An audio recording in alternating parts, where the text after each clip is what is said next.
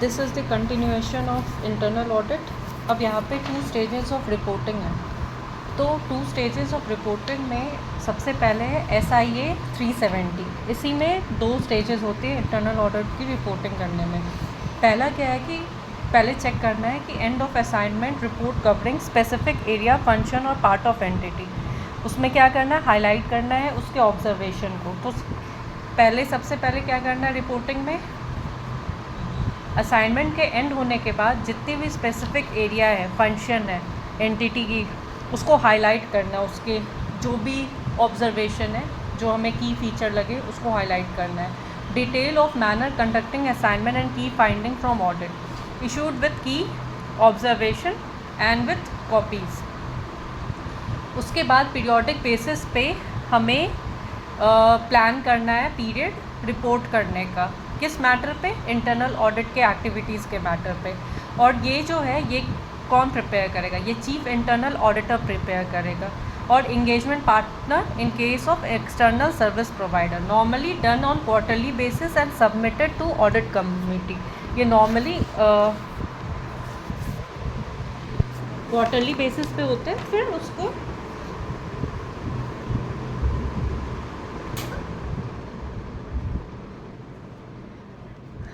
फिर उसको रिपोर्ट करते हैं ऑडिट कमेटी में, ठीक है। उसके बाद तो रिपोर्टिंग में क्या ध्यान रखना है कि रिपोर्टिंग 2 स्टेजेस होती है और इस पे कौन से SIA लगते हैं, SIA 370 लगती है। जब हमारे ऑडिट प्रोसीजर कंप्लीट हो जाते हैं, यानी कि आपकी असाइनमेंट कंप्लीट हो जाती है, तो जो भी स्पेसिफिक एरिया, फंक्शन है उस एंटिटी का जो कि की पार्ट आपको लगे, आपके ऑब्जर्वेशन में ये दैट वाज अ की मैटर, उसको आपको क्या करना है, सारे डिटेल्स को और की फाइंडिंग को कॉपीज़ बनानी है और जो लोकल मैनेजमेंट है उससे एग्री कराना है, ठीक है। उसके बाद सेकंड है कि पीरियोडिक बेसिस पे कौन ये रिपोर्ट बनाएगा। बेसिकली ये चीफ इंटरनल ऑडिटर बनाते हैं या तो एंगेजमेंट पार्टनर बनाते हैं, और ये नॉर्मली क्वार्टरली बेसिस पे बनता है और ये ऑडिट कमेटी को लास्ट में आप सबमिट कर लेते हो। अब है कि रिपोर्टिंग जो आपने 2 स्टेजेस में की, उसके की मैटर क्या है, की एलिमेंट। तो पहला है कि ओवरव्यू की इस इंटरनल ऑडिट असाइनमेंट का क्या ऑब्जेक्टिव था, क्या स्कोप था, क्या अप्रोच था। सेकंड, आपको बताना है कि इसमें क्या क्या जो भी रिपोर्ट बने वो as per standard of internal audit, like SIA 210, SIA 370। उसके बाद जितने भी की ऑब्जर्वेशन है उसका एग्जीक्यूटिव समरी बनी है, जिसमें से इम्पॉर्टेंट एस्पेक्ट शो किया गया है और स्कोप ऑफ असाइनमेंट बताई गई है। उसके बाद जो भी करेक्टिव एक्शन ली गई है उसकी भी समरी बनानी है, ठीक है।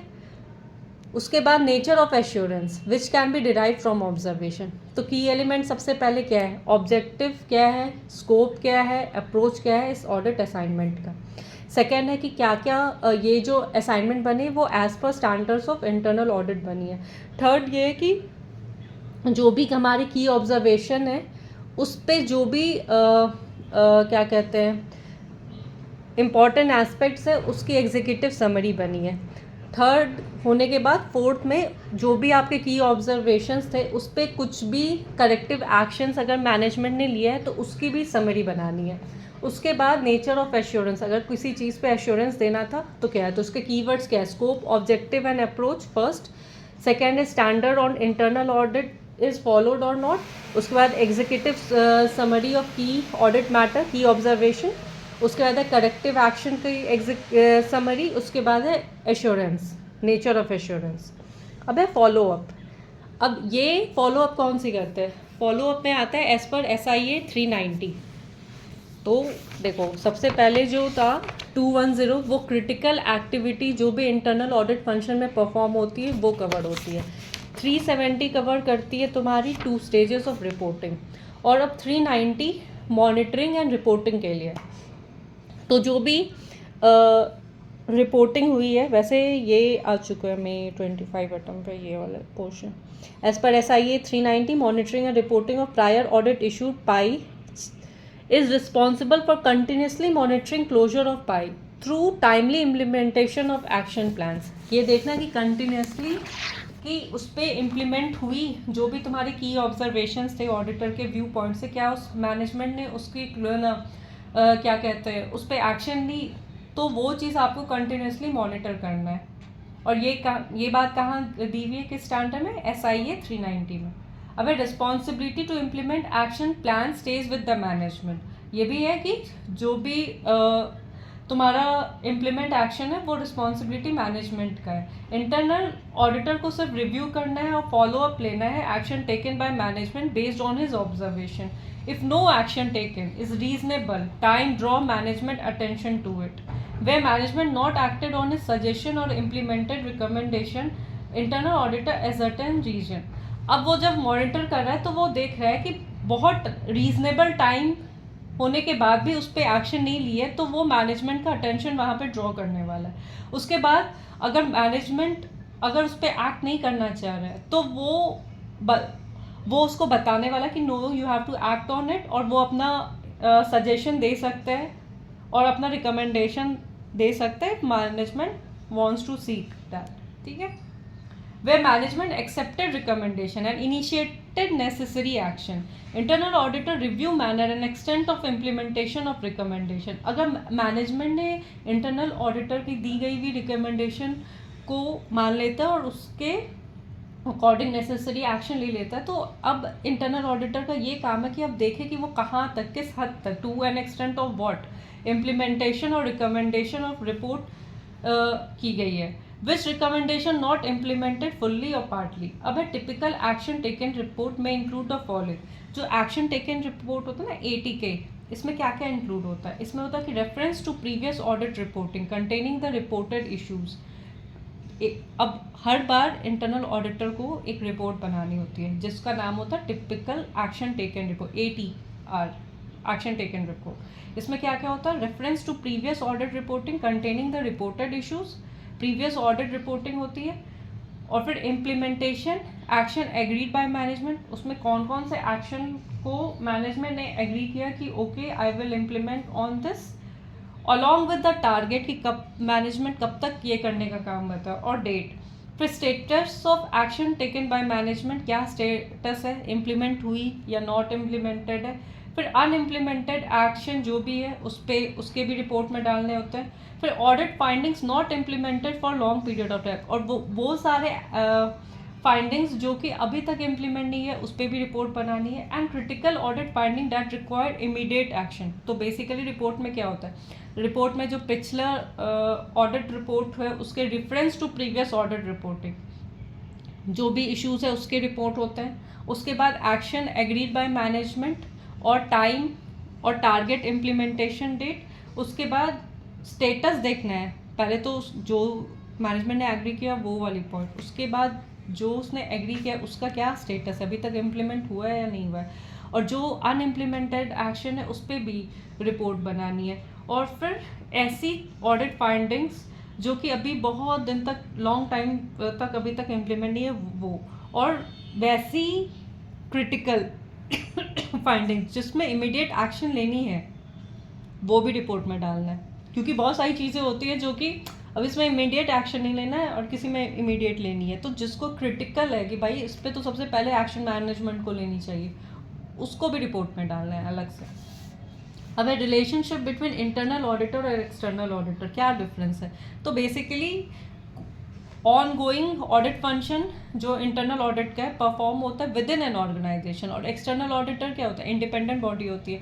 एग्जामिनेशन होता है, ऑपरेशनल एफिशिएंसी देखती है इंटरनल ऑडिट ऑर्गेनाइजेशन की। एक्सटर्नल ऑडिटर एग्जामिन करती है accuracy and validity of financial statement, ये ऑपरेशनल एफिशिएंसी देखती है ऑर्गेनाइजेशन की, ये और एक्सटर्नल एक्यूरेसी एंड वैलिडिटी देखती है फाइनेंशियल स्टेटमेंट की। इंटरनल ऑडिट अपॉइंट होता है मैनेजमेंट, एक्सटर्नल ऑडिट मेंबर्स करते हैं। यूज़र ऑफ रिपोर्ट कौन है? मैनेजमेंट इंटरनल ऑडिटर की रिपोर्ट को यूज़ करती है, एक्सटर्नल ऑडिटर के stakeholder. Period continuous process होता है, external audit once in a year होता है। उसका opinion on the effectiveness of operational act of organisational, मतलब इफेक्टिवनेस की जो ऑपरेशनल एक्ट है उस कहाँ तक सही चल रही है। अब ये एक्सटर्नल ऑडिट में ओपिनियन क्या देता है? ट्रू एंड फेयर पे। अब है स्टेटस ऑफ ऑडिटर, तो internal audit could be an employee, external auditor can't be an employee. अब है what are the factors responsible for high employee attrition rate? Attrition rate is कि कितने सारे employees जो हैं वो आई मीन ऑर्गेनाइजेशन से निकल चुके हैं, रिज़ाइन मार चुके हैं. दैट इज़ एट्रिशन रेट, मतलब आना जाना ऑफ एन एम्प्लॉय. तो बेसिकली क्या फैक्टर्स है, दैट्स अ वेरी बेसिक कि जॉब स्ट्रेस होती है, वर्क लाइफ बैलेंस नहीं होता है.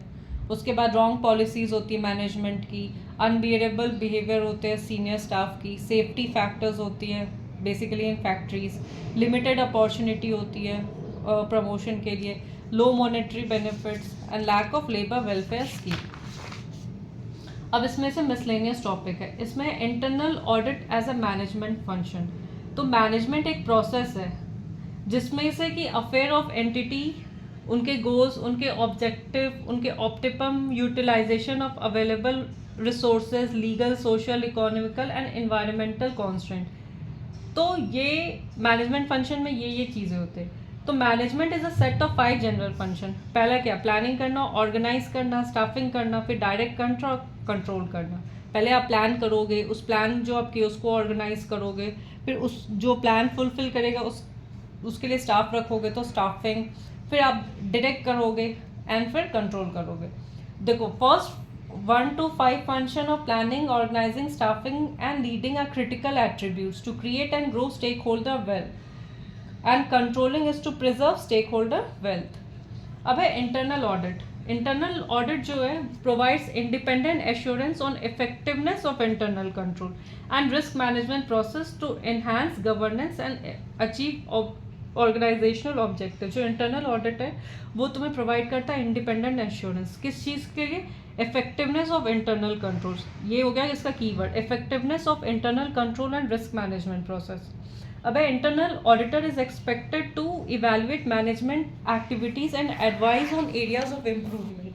ये करना होता है. अब इंटरनल ऑडिटर को और भी क्या है, बस आपको ये नहीं बस बताना कि ओके यहाँ पे आपको इम्प्रूव करना है, कैसे करना है ये भी आपको रिकमेंडेशन भी देनी है आपको कि how to control, how to mitigate the controls.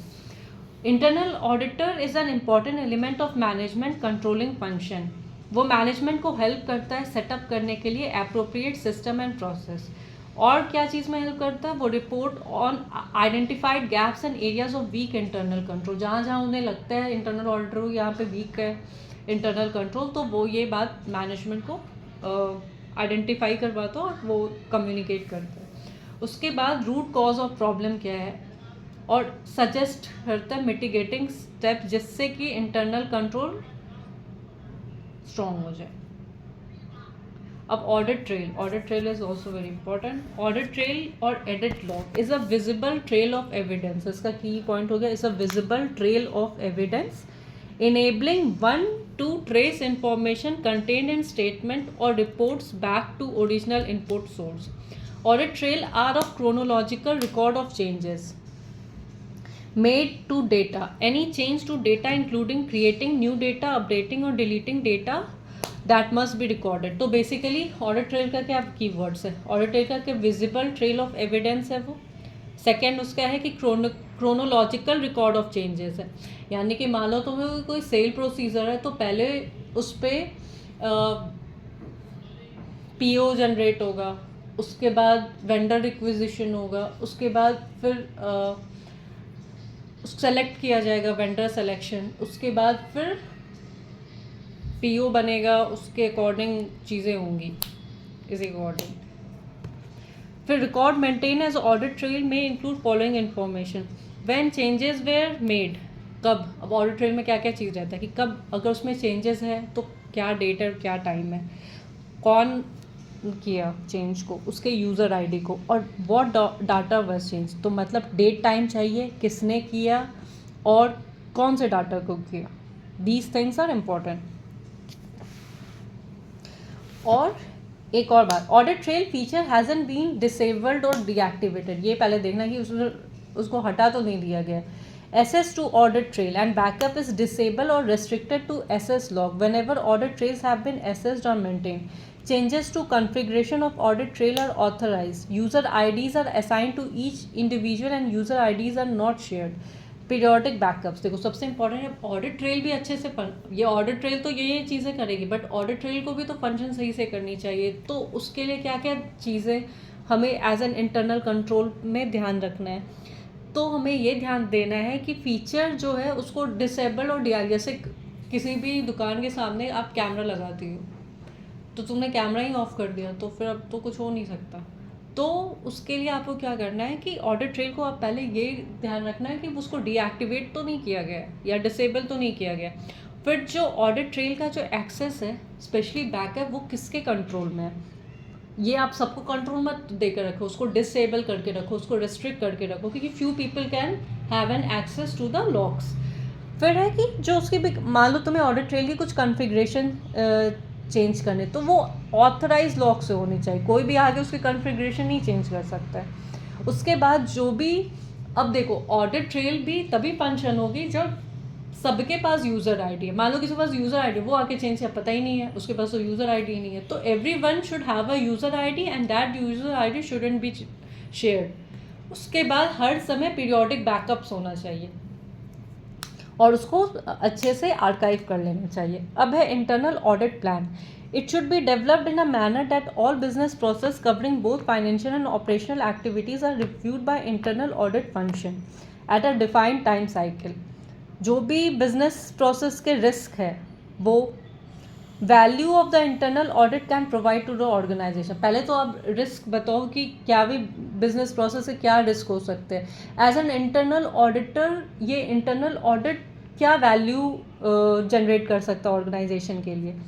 उसके बाद कि effort involve in conducting the internal audit for a particular business process, उसमें क्या एफर्ट्स लगने वाले हैं। उसके बाद रिस्क एपेटाइट ऑफ ऑर्गेनाइजेशन, कि रिस्क एपेटाइट क्या है कि ये पर्टिकुलर ऑर्गेनाइजेशन कितना रिस्क ले सकती है कितना नहीं ले सकती। And coverage of all auditable areas within defined time range.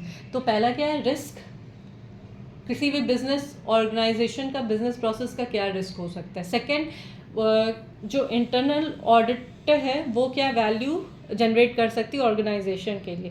Third है कि उसके में एफर्ट क्या इन्वॉल्व हो रही है, जो भी इंटरनल ऑडिट हो रही है उसमें क्या एफर्ट इन्वॉल्व हो रही है वो काम करने के लिए, इंटरनल ऑडिट करने के लिए।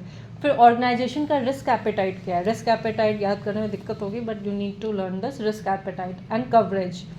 तो keywords are risk, value, effort, risk appetite, coverage.